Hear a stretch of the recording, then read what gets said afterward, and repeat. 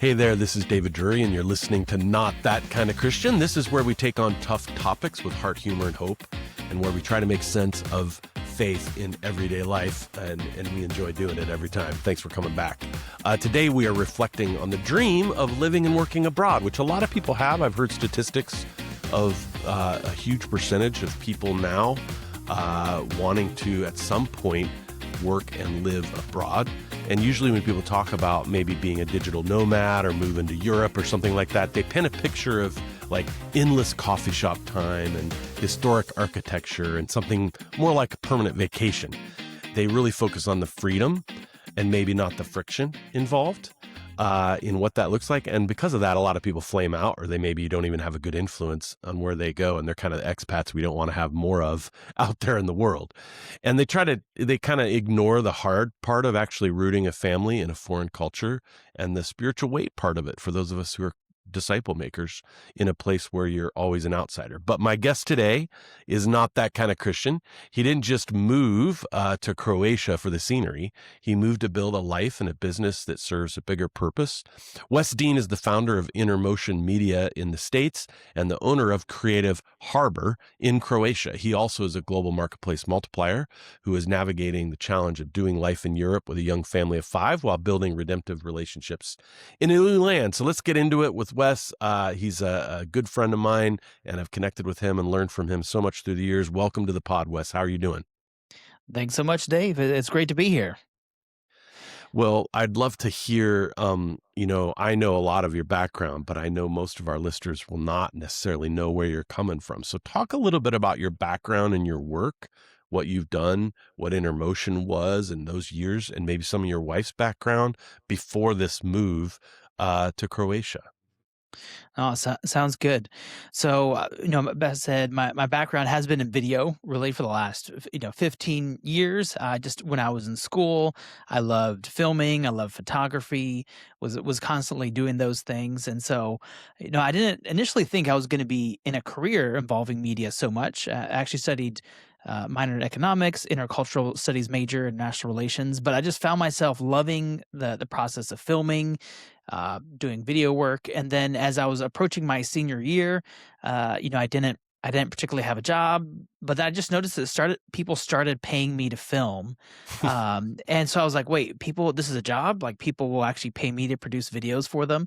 So I really just started filming and then just haven't stopped. So that's kind of what we just kept plugging away. It led to filming, actually led to meeting my wife went to high school in Western New York, and my wife is from Ohio, but we met centrally in Quito, Ecuador, because she was teaching and I was filming, and we happened to meet there while I was shooting a video for the school.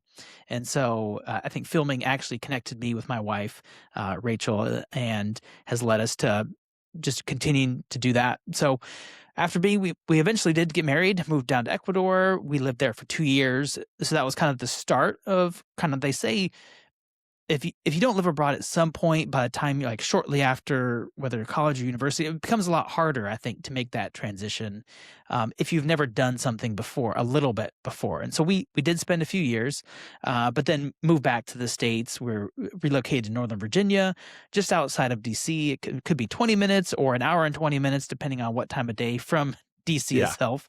And then my wife was pursuing her master's degree in curriculum instruction. And we settled in to work. I was making connections, working with organizations, a lot of nonprofits, educational groups, faith-based schools, churches, producing promotional videos, online courses, that sort of thing. And eventually, it was like basically 9 years kind of went by working, being connected with the church, plugged in.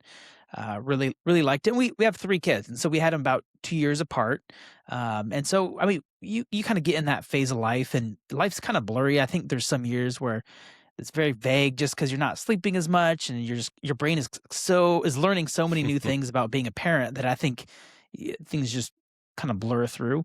But it was 2022. It was after the pandemic. A lot of things started to open up again, and where we kind of start to feel this tug of, all right, well, what's next? Are we settling in to the DC area? Is this our long term? Is this where we're going to be like the next 10 to 15 years? Or is there something else? And for me, it was kind of a very specific tug where I remember feeling like, oh, I feel like I have a year left working for the same people or living in the same area. And then about a week later, our friends told us, hey, Croatia has a digital nomad opportunity for people who can work remotely, and we're starting international school. And so for us, that was a big opportunity with my wife being a teacher, where it was like, hey, it is important for both of us to be doing something, or else it can be really hard being in a new culture where one of you doesn't have some sort of community, something to ground you into. And so we just started taking steps of saying, all right, is this God? Is this just us kind of having a wistful dream? And, Hmm. pretty soon we reached out. We wanted to be intentional about things.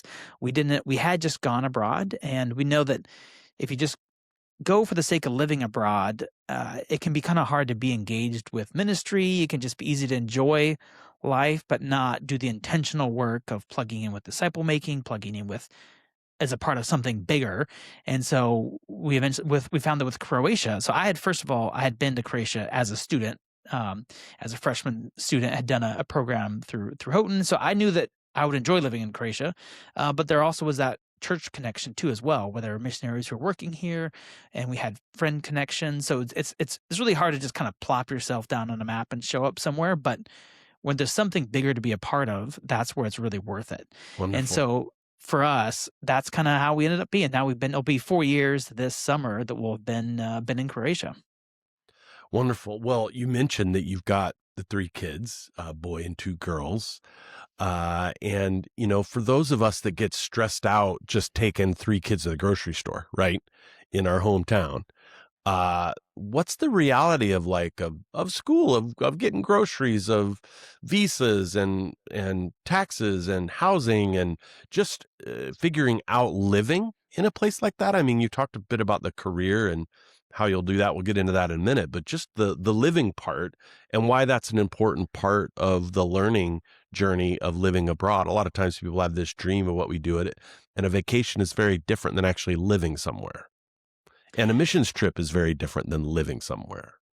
No, absolutely. I mean, I think when you go on vacations, we oftentimes just deal with the hardest part is like, well, what do I want to order from a menu? Or, my taxi was late, or my airplane was delayed, a day. And we, and that's partly because we don't put ourselves in a situation where we have to solve problems. And so, there are all those things that are fun, but there are some things that you do have to figure out being in a country where you don't necessarily have an innate right to live and work in.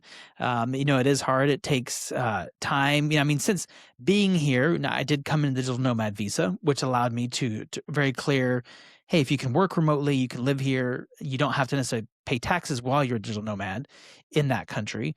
But you have to figure something else out after a year.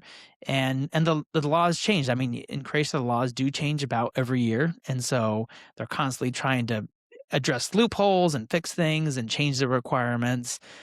So you do have to kind of prepare yourself for some of that bureaucracy, learning how to deal with it. And I like to make it a game. At one point, I was actually at the police station filling out paperwork, and there was one of the ladies there she was younger, and I think she saw a little bit of a sense of humor too. She's like, "Oh, you must not like this part." And I kind of joking was like, "Oh, I just view it like a game, a little bit like Candy Crush, line up your paperwork and then shing, like the things go away." And she was like, "Oh, that's a good way to look at it." And so I think whenever you have that perspective shift of, hey, how do I accomplish these tasks, kind of gamify it a little bit, it makes that whole process, it can actually be quite frustrating, a bit more fun. Because I do remember going to the grocery store and trying to order something, and at the time, Croatia was using the kuna, which was like 7 to 1 US dollar, and I'm looking at things and I'm like, is this a good deal? I have no idea, but I know I need an apple, so I'll just get it, Or looking at the meat section and trying to decipher what types of cuts of meat you have. And, we were recently on a trip, and there are three of us guys trying to cook together as a part of the trip. And I think we were at the meat section like 15 minutes trying to figure out, all right, what kind of steak is this? What kind of, what should we do with this? Is this going to be enough? And so one of the people who was shopping came around. Was like, "Are you guys done yet?" We're like, no, we need a little more time.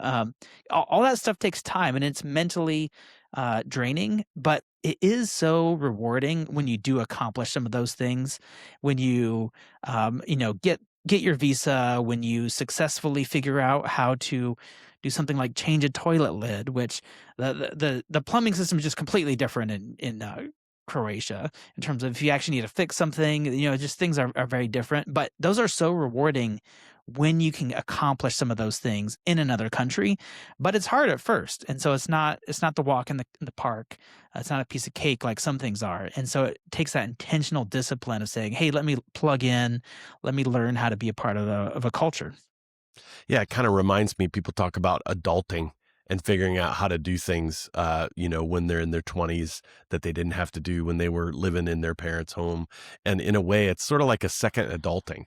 But some of that's frustrating and hard, but some of it's just like adulting. It's like, oh, I learned that. I know how to do that. You've learned it a few different ways, a few different times. And once you learn that, you grow in your confidence in it. And you also learn that nobody knows how to do this stuff at first. And asking for help is sometimes the greatest way to connect with people, and asking the butcher about the meat, I mean, these days we have so many great tools to be able to even communicate on our phones with people and ask questions and so forth, so that they would love to help you usually. So there's some of that stuff that's the tension, that goes into it, the friction in a way.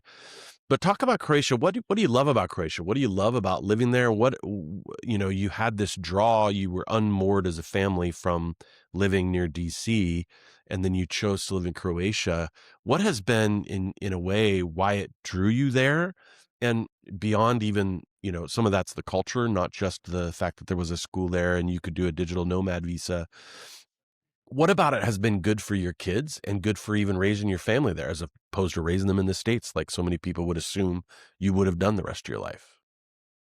Yeah, I mean, so for one thing, I growing up, I had lived in Colombia and Puerto Rico basically through middle school, and then I've traveled to a lot of developing countries, and so I've always kind of enjoyed, in some ways, some of the roughness of some area, like ruggedness.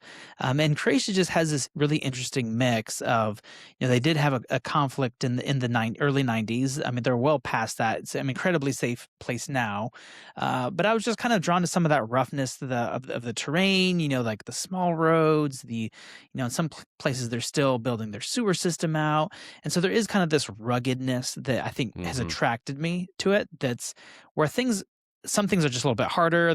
It's not quite the refined Western Europe, but it is culturally very different than Western Europe in some ways. And it's this interesting blend of Eastern and Western mindsets, mentalities, where they're okay. People are okay going out and having coffee, and I think it felt like in the DC area, like everyone was just so busy that, hey, if you wanted to have coffee with somebody, it was almost like, let me look at my calendar and see when I can have time to connect with you for coffee. But here it's sort of, it's much more the default, and so it's very much it's a very people focused culture, a relational focused culture. I mean, whenever I was in the DC area, the number one question when you're out somewhere is like, "Oh, what do you do?" And almost to the point where they joke about it as a culture of, "Oh, you're at a party, and the first question is, well, what do you do?" You know, Hmm. it took me. I think one of the pastors who's Croatian, I think it took him like 2.5 years before he actually asked me that question. He's like, "Hey, I know you do some sort of video, but what do you actually do?" And I like never get asked that question when I'm going out, because it's not as relevant. It's about more, who are you as a person? What is your family? What do you like to do? And so there's all those things about Croatian culture that we really love. Um, and it also is a very safe place for our kids, in terms of, we let them go out biking, by themselves. They can walk around, and it does have in some ways some of the feeling that the U.S. had maybe potentially back in the '80s.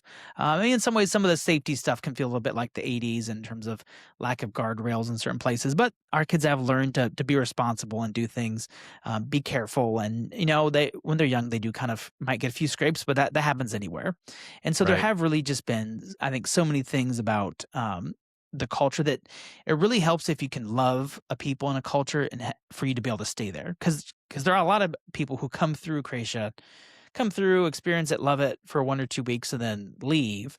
But they are missing that chance to really dive down, get to know people, and embrace some of the aspects of life that make it rich and meaningful. Wonderful, wonderful. Well, thanks for sharing all that. It's really exciting to hear some of the way it's influenced y'all.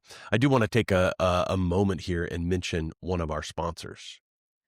So if you're looking for an education that shapes character, not just a resume, I want to recommend Indiana Wesleyan University to you. It's a Christ-centered community committed to changing the world. You can discover degree programs that develop your scholarship and leadership for a life of impact. You can go to discover.indwes.edu in order to learn more about Indiana Wesleyan University, or IWU, as I call it. So we use the term global marketplace multiplier is something that we talk about, but the average person might not know anything about what that means. So in your mind, Wes, what does it mean to be somebody in the marketplace, but to have this multiplier, this kind of Christian drive behind it to multiply the kingdom of God? And how does that impact just your daily life in Croatia, and how you're trying to make sure that you live intentionally? Yeah, well, so I think whenever you go abroad, it can be easy. There are all the things that can take up your time. That can just getting used to living in a culture and experiencing it. But if you're not intentional, it can be easy to just really kind of cruise through life or without that intentionality. And so, with in my view, part of being intentional about global marketplace is saying, "Hey, we actually do want to be intentional. We want to be a part of something bigger.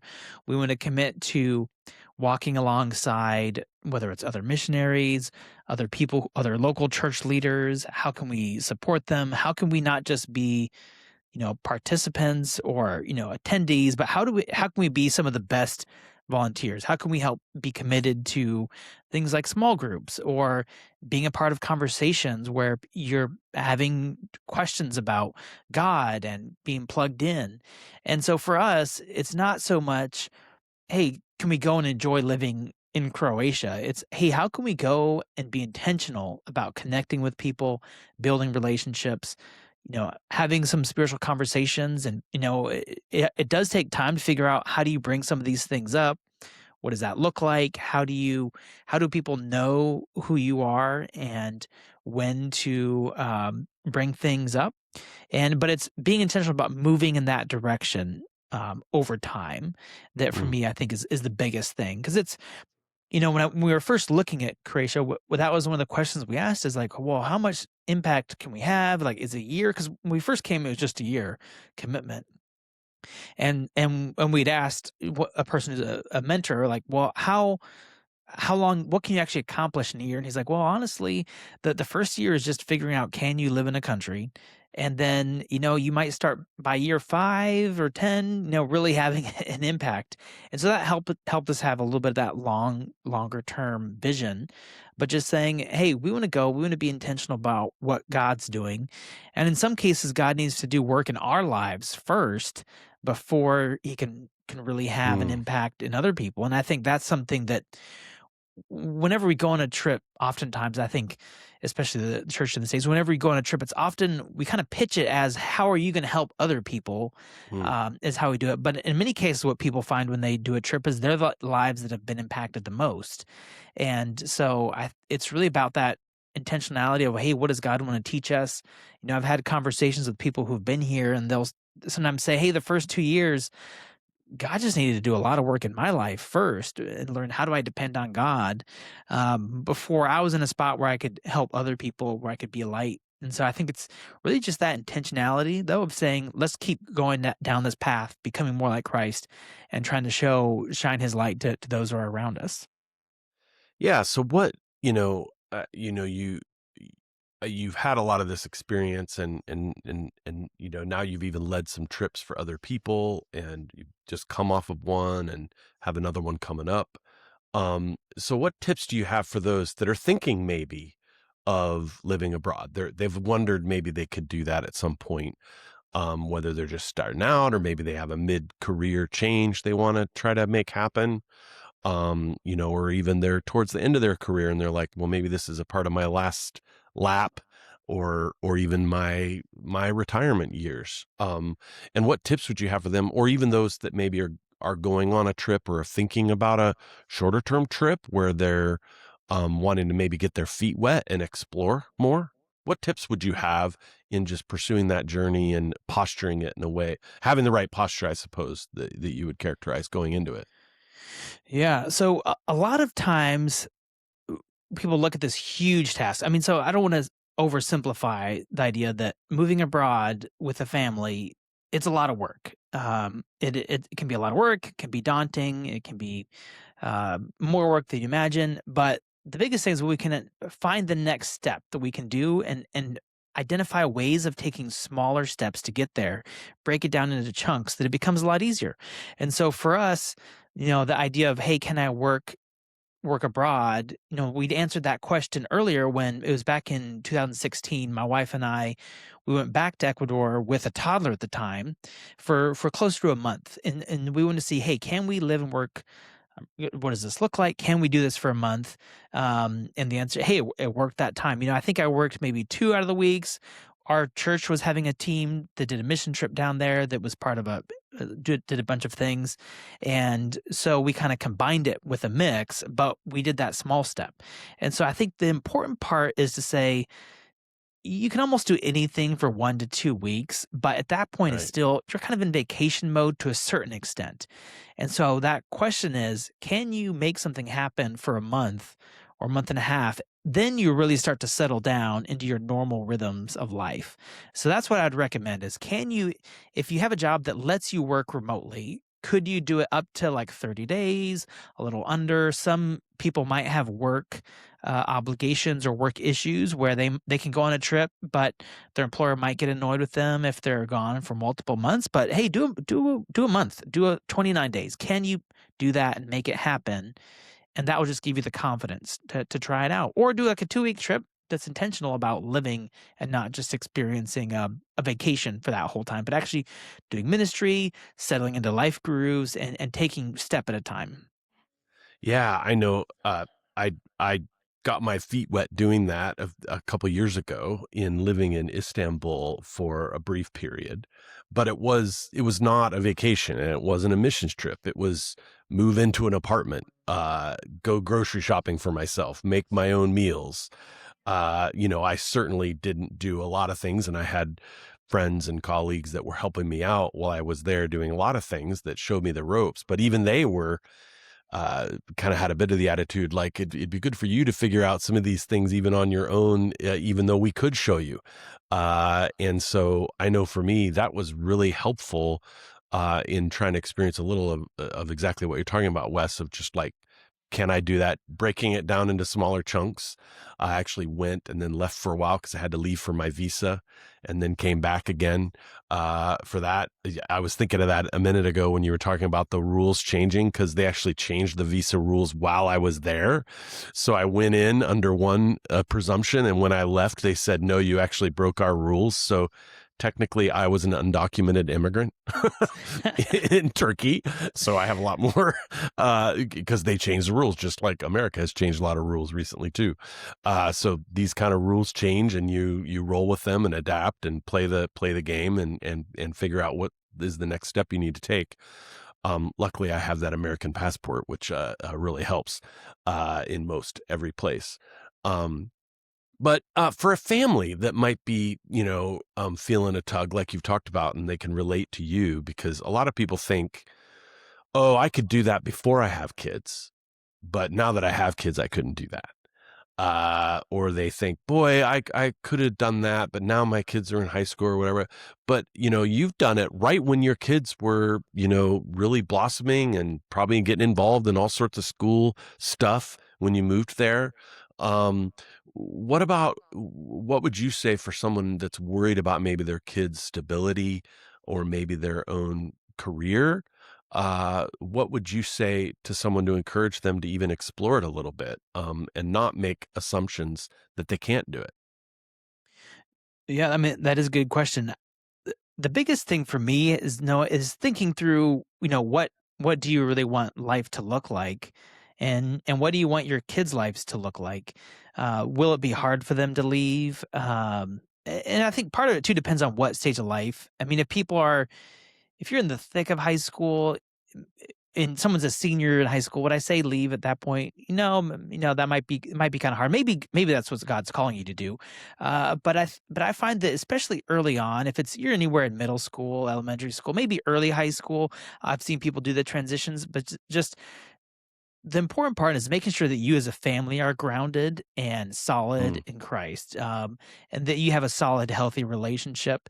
If your family as a whole is, afraid or having issues, then you should not put yourself in another spot country if your marriage is going through a hard time. But if you have a solid nucleus family, if you especially since we're talking about families, if, as a husband and wife, if you're both committed to each other, things are going well, you're following Christ, your kids are going to have that as a solid mm, bedrock to be able to mhm. take with them when they go abroad. And will some elements be a little bit hard? Will it be challenging? Yes, but you also are building resilience in the kids. I think you're creating Right. that grit that is one of the things that they say for success, is that being able to have that grit to stick with things. It's also an opportunity for them to learn a new language, to get that language exposure. And, the idea of being able to say, hey, can you adapt to a new culture? It gives you more empathy for immigrants. I mean, being an immigrant myself has given me more empathy for people who are coming to the States and learning how to navigate things. And those things, such as empathy, those soft skills, are something that you're going to carry with you the rest of your life. And so, yes, you do have to weigh the options of what can you actually accomplish, where are you at, but pray about it. Do a trip, take the kids with you, and along the way there might be some great memories, and those years that you spend abroad will definitely be very memorable for your kids, for your family, compared to if you just do the same old thing and just progress at the same location. It's a great opportunity for God to work in their lives as well. Yeah, I mean, we just came off a trip, Wes, that you and I were on in 4 different countries, that you led, and I was a part of helping rally people to go on. And several people brought kids on that trip. Why do you think that was important? And what was some of the experience there that maybe was different than other things for people to even experience it with kids, including Yeah. yourself and your kids? So when you have your kids with you, it does, in some ways, it helps slow you down a little bit, because it's just, they can't always move as fast. But it's also exposing them to the work that God is doing. It's planting seeds. So if we kind of go back in time a little bit, like, my parents were missionaries, but in part it was because my mom had gone as a 16-year-old to Haiti. And that was kind of what had planted the seed. And it wasn't till well over 10 years plus later that they actually went abroad and worked that way. But it was planting seeds that, hey, you can do this. I've done this before. And so that's the important part about it, is when you are traveling with your kids, it's opening up their worldview and it's telling them, hey, you can do this. You can be a part of ministry abroad. And even if it's just a short trip, it lets them know, hey, this is something I can do. And it takes away some of that, just being scared of the unknown, had that desire for comfort. And so when you stretch yourself that way, you're really opening up possibilities and the story that you tell yourself about what you can and cannot do. Well, that's awesome, and it's fitting that we want to take a short break here to mention our sponsor that we often have for this podcast, and that's Global Marketplace Multipliers, which is the very thing that you're involved in. Your professional skills might be a passport to the nations. Global Marketplace Multipliers empowers you to take your career abroad using an international job as a platform for focusing on global disciple making in some way. And this is not just about working where you live. It's about living where the gospel needs to go, because so many people don't have access, and your job may give you that access. So visit gponline.org/GMM, which is for Global Marketplace Multipliers, and learn more about that. So, Wes, big picture here, as you look back, you've had 4 years in Croatia as a family.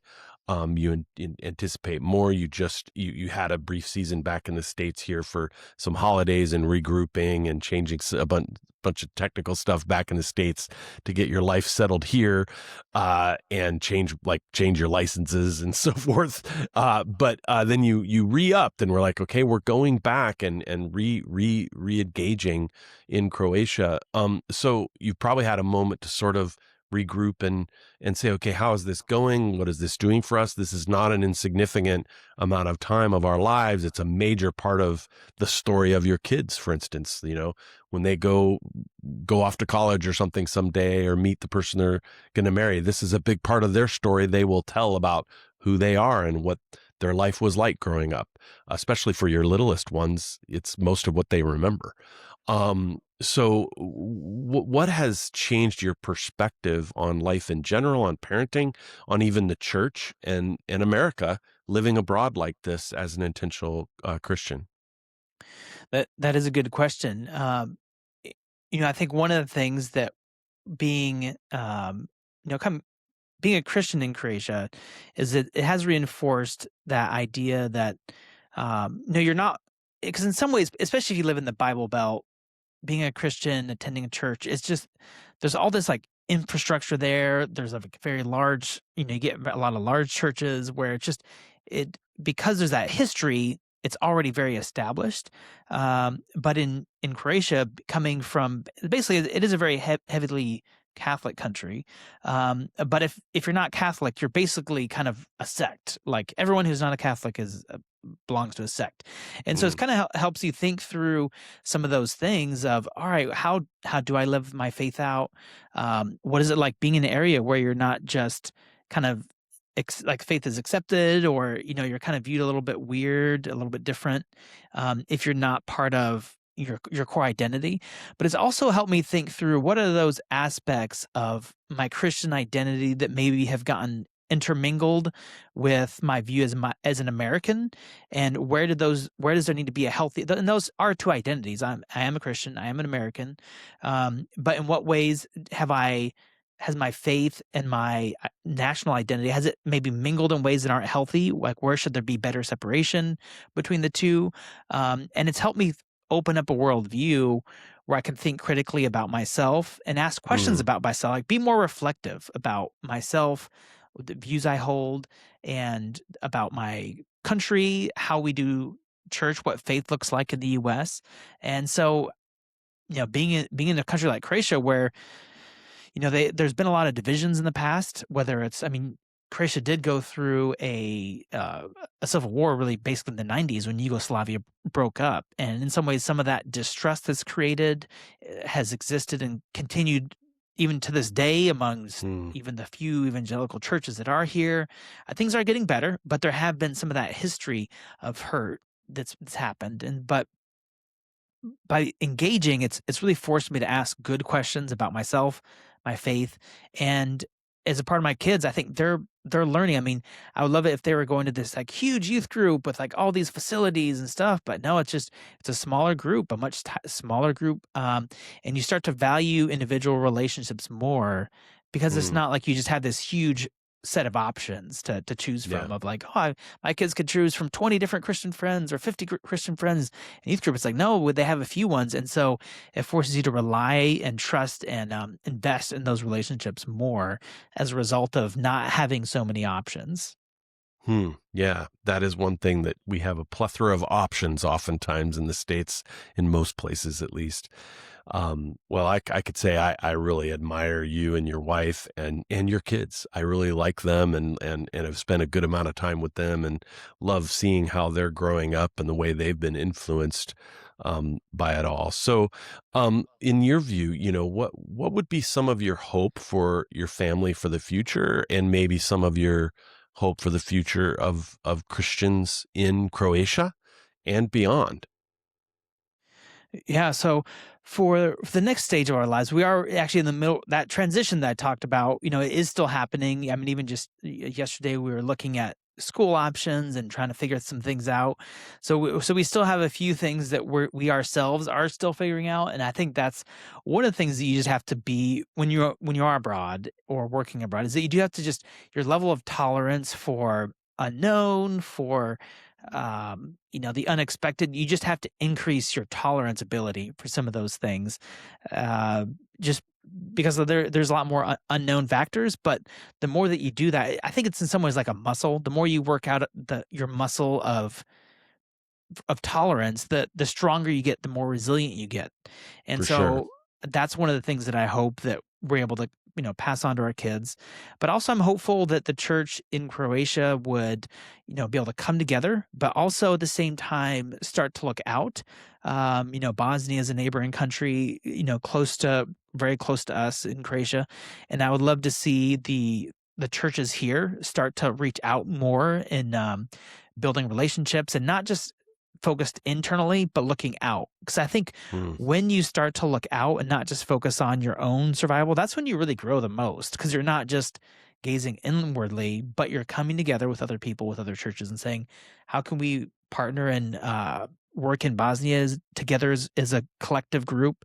How can we do things like camps? And I mean, there was this huge camp that was held in last summer that was in some ways very independent of any of the missions. It was very locally led, and it brought together people from all across the Balkans, youth from all across the Balkans, to come together to worship God, to hear preaching.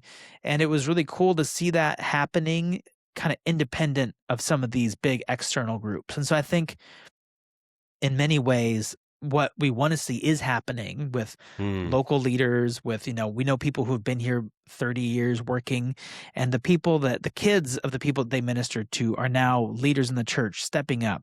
And so it is really fun to see where Croatia is going, and be excited about that and how we can be a part of that moving forward.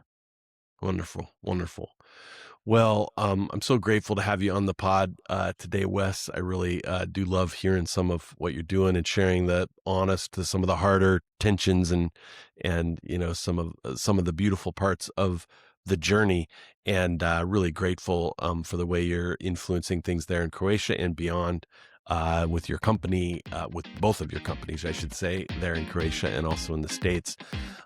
Continue to bless what you're doing. And to you, our listeners or viewers who might be over at YouTube or maybe at Substack, for tuning in to Not That Kind of Christian. Really thank you for being here again. If you'd like to give us a review or maybe share this with a friend, we'd love for you to do that, or get this out to people in the ways you know how to do on social media. That'd be great. You can also check out more info in the show notes and find me over as usual at daviddrury.substack.com, where I write every week. And big thanks to our producer, Seth Strand, who makes this podcast possible, and to our executive producer, Jamil Acevedo, the executive vice president of Wesley Seminary. Thanks everybody for joining us in this conversation about marketplace and multipliers all around the world, like Wes and his family. We'll see you next time. Thanks for joining. Thanks for having me, Dave.